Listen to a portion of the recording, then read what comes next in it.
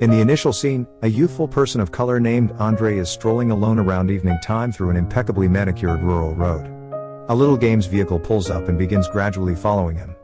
Andre gets frightened, says, "Screw this poo," and shifts bearings to energetically stroll back how he came. At the point when he goes to see how the vehicle is treated, sees it's left where it was, however, the entryway is open. Suddenly, a man in an archaic cap assaults Andre, renders him oblivious, and hauls his body to the vehicle.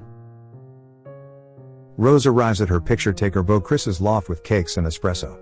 They're preparing to disappear for the end of the week to visit her family, and he's worried that they don't have the foggiest idea about she's dating a person of color. She guarantees him that, while they will probably express a few moronic things, they are inconceivably moderate. Her father would have even decided in favor of Obama a third time, assuming he could have. Chris inquires as to whether he's the main individual of color she's at any point dates, and she says he is, however she's certain that her folks will be absolutely cool. On the ride to her folks' home, Chris goes for a cigarette, yet Rose takes it and tosses it out the window, noticing that her folks would despise that she dates a smoker. Chris calls his mate Rod, a TSA specialist at the neighborhood air terminal, and helps him to take care to remember his canine and not to take care of him individual's food. Rod, opposing Chris dating a white lady, censures him and says visiting the white society is a poorly conceived notion. He additionally plays a piece with Rose, and Rose believes it's sweet when Chris gets a piece envious. While they're somewhere down in discussion and not completely focusing out and about, a deer darts out before the vehicle and is hit. They head over to examine and call the police, who ask how they're treating the region. Rose lets them know that they're visiting her family who live close by. The official requests to see Chris's ID, however, Rose strides in and says that since he wasn't getting, there's no requirement for that. The official releases them, and Chris lets Rose know that it was hot how she supported him to the bigoted police officer. Chris and Rose show up at her folks' home. Her dad, Dean Armitage, is a friendly neurosurgeon who, indeed, lets Chris know that he would have decided in favor of Obama a third time, assuming he could have. Her mom, a Missy, is a peculiarly cool trance inducer. She offers to fix Chris of his nicotine compulsion through spellbinding, yet he doesn't feel cool with individuals tooling around in his mind.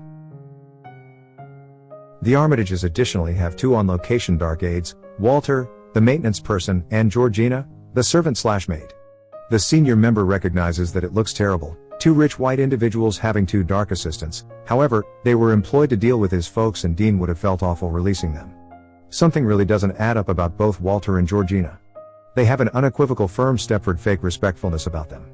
They likewise both talks utilize dated vernacular.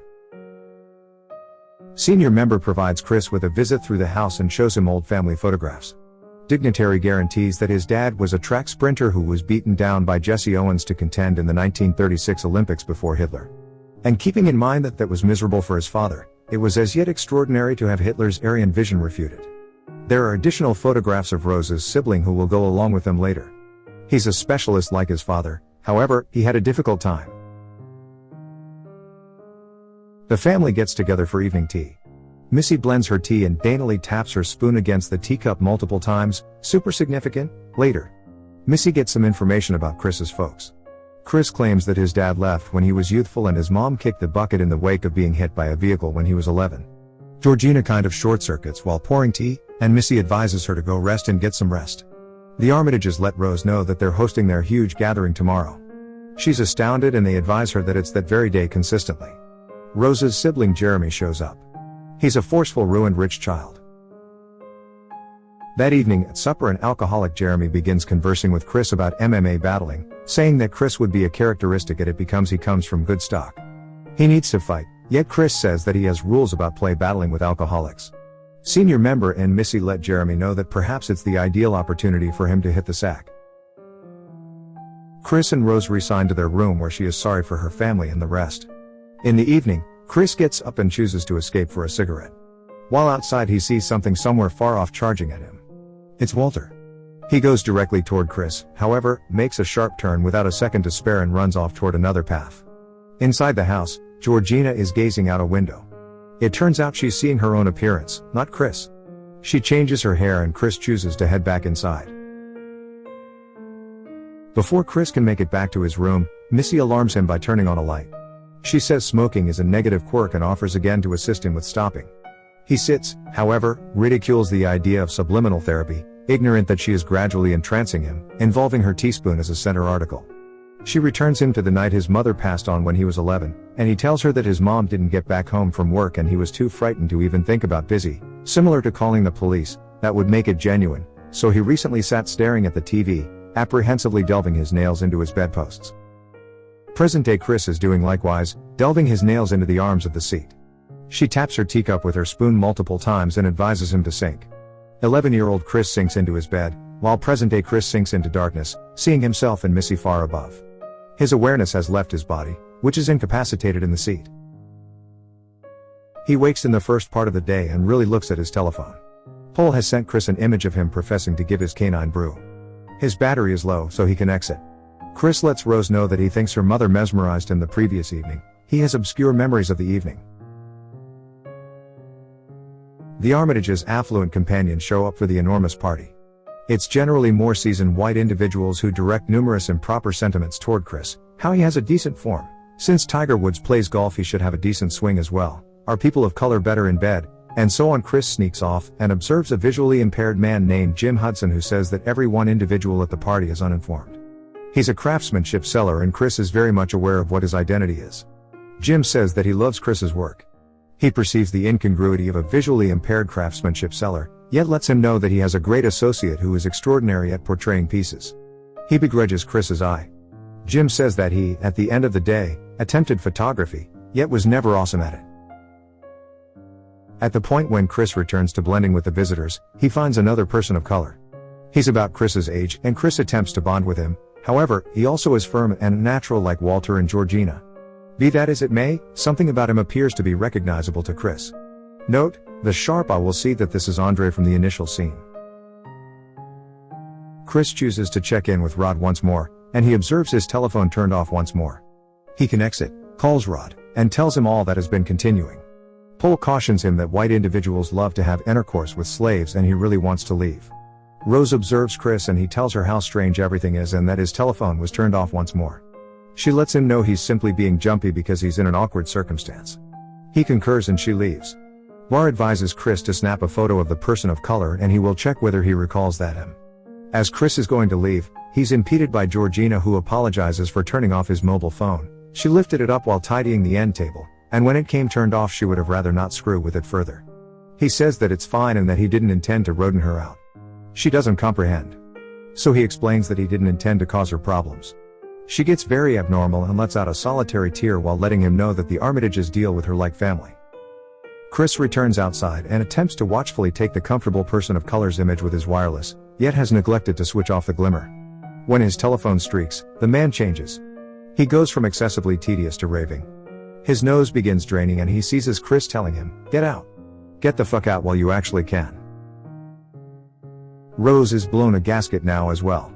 She asks her father what occurred and he clarifies that the glimmer just made the man have a seizure.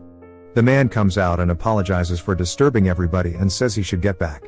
Chris and Rose take a walk and Chris tells her that he's certain he perceived the fellow and that something abnormal is certainly continuing. She concurs by saying that it didn't appear to be a seizure by any stretch of the imagination. Chris says that he'd truly prefer to return home at this point. Rose hesitantly concurs. She says she will make up something to tell her folks. Back at the house, Dean is holding a quiet sale with his visitors, who hold up bingo cards to offer. Close to him is an image of Chris. Jim Hudson wins the bartering. Different visitors generally return home. Chris goes to pack his possessions and gets a call from Rod, who lets him know that the person in the image is a person they knew named Dre, who used to work at a cinema but disappeared a little while prior. The telephone battery passes on. Chris sees that the wardrobe entryway is open. He peers inside and observes a crate loaded up with photographs of Rose presented sincerely with numerous other people of color. There are additional photographs of her with both Walter and Georgina, who don't at all look like the mechanical forms Chris has met. Evidently, Chris isn't the main person of color Rose has been with all things considered. Rose returns and Chris says that he wants the keys to place their sacks in the vehicle. She searches for them in her satchel as they advance out of the house. Abruptly, Jeremy shows up, hindering the front entryway. Dignitary and Missy are there as well. Jeremy is prepared to assault, however, Missy and Dean advise him to quiet down. Chris continues to advise Rose to get the keys. Missy and Dean let Chris know that they don't need him to leave. Chris requests the keys again and Rose says, smoothly, "You realize I can't give you the keys." Chris at long last understands that Rose also is in on whatever this is. Jeremy assaults Chris. Dignitary hollers and Missy clunks the teaspoon on her glass, making Chris sink once more into the dim emptiness once. In the meantime, Rod continues to attempt to call Chris, however, it continues to go directly to a phone message. He looks into the image of the person in the photograph and sees that he disappeared some time prior, so he goes to the police. He lets a female official know that his kid was seized by white society to be a sex slave, very much like the missing person in the image. She brings in 2 additional officials to pay attention to Rod's story. At the point when he gets done, they all burst out giggling. No one will seriously view him. Chris awakens to end up tied to a seat before a mounted deer head in an old TV set. He watches a video made by Dean's dad that discusses eternality, and so on. Chris sees that his fingernails have pawed through the calfskin arm of the seat and uncovered the cushioning. The teacup and spoon show up on the screen once more. Chime ting and he's out. Bar attempts Chris's telephone again and Rose responds. She lies by saying that Chris left 2 days prior and she's worried about his whereabouts as well. She guarantees that he left in a taxi or perhaps a Uber. Bar tells her that he went to the police and she appears to be concerned. He begins to understand that something isn't right, so he attempts to record the call, yet when he begins conversing with her once more, she lets him know she realizes he really wants her. He tells her she's an insane bitch and hangs up. Chris awakens and Jim Hudson is on the screen. He lets Chris know that they will trade minds. The others at the party were tied in with being dark, yet Jim couldn't give to a lesser degree a crap regarding that. What he truly needs is to have the option to see the world through Chris's eyes. Senior member has idealized neurosurgery to make this all conceivable. Furthermore, Missy entrances the body benefactors to prepare them for the method. He will keep existing in obscurity void, however, will actually want to forge ahead as kind of a traveler. The glimmering is an appalling incidental effect as they saw before at the party. Chime ting of the teaspoon and Chris is out once more. Senior member and Jeremy prep Jim Hudson for a cerebrum relocation. The senior member advises Jeremy to go get Chris. Jeremy goes a few doors down, we see how they were in the cellar of the house, and tracks down Chris oblivious. He removes his restrictions and gets an IV prepared. Chris wasn't oblivious all things considered, he'd stuffed cushioning from the seat in his ears to impede the teaspoon. He takes out Jeremy. The dignitary calls for Jeremy and leaves the lab region to search for him. Chris surges him and spears him with the deer horns from the other room. He thumps over a candle that touches off the sweeping covering Jim Hudson as well. Rose has earbuds in and doesn't know any of this is continuing. While she pays attention to music, she is Googling pictures of attractive-looking people of color with great builds. Chris goes higher up and tracks down Missy. She goes for the teacup and spoon, yet Chris beats her to them and crushes the cup. Rather, she assaults him with a blade, yet he turns it on her and wounds her ridiculously. Chris goes for the front entryway once more, yet Jeremy has returned and places him in a stranglehold.